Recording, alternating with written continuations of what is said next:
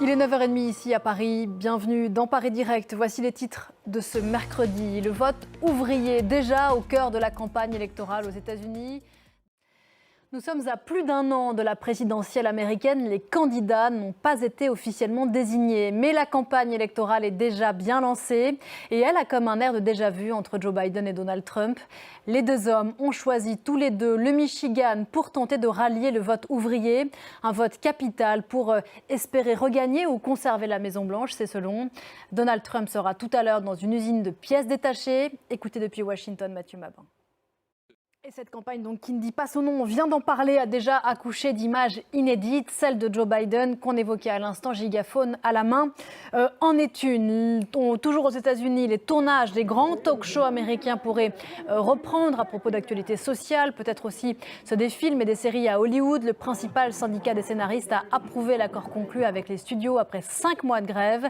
Les acteurs, eux, n'ont toujours pas repris le travail, mais les scénaristes, eux, devraient y retourner. On écoute quelques réactions.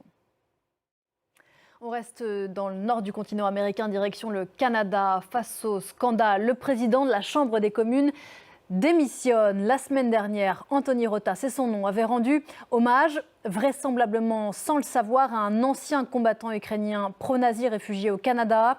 L'hommage s'était déroulé à l'occasion de la visite de Volodymyr Zelensky et l'incident a provoqué beaucoup de tensions diplomatiques. Explication, Julie Chouteau.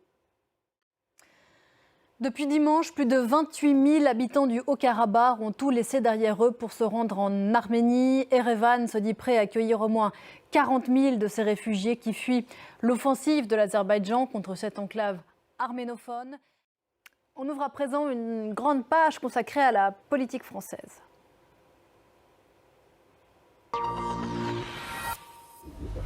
Avec une journée chargée aujourd'hui, on en parle dans un instant avec vous, Flore Simon. Bonjour Flore. Bonjour Pauline. D'abord, deux infos. Emmanuel Macron qui est attendu en Corse dans l'après-midi, le début d'une visite de 2 jours sur l'île pour le président qui doit, entre autres choses, rendre hommage aux résistants à l'occasion du 80e anniversaire de la libération de la Corse. Au même moment, à Paris, la première ministre Elisabeth Borne va présenter son plan anti-harcèlement en milieu scolaire.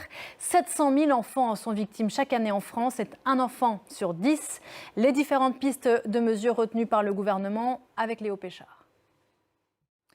Autre sujet et non des moindres sur la pile du gouvernement, Flore, la question de l'écologie. C'était le sujet de la semaine, du début de la semaine. Le président Macron a fait des annonces sur ce qu'il appelle la planification écologique. Il a promis, entre autres, qu'1 milliard d'arbres, 1 milliard, seraient plantés en un an.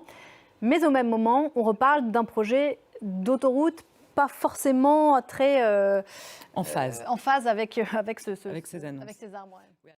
Et on en reparlera donc. Merci beaucoup Flore, sachant que dans le journal de 10h, on reviendra aussi sur l'autre actu politique de la semaine, la présentation du budget en Conseil des ministres, budget pour l'année prochaine. Merci encore Flore et à la semaine prochaine.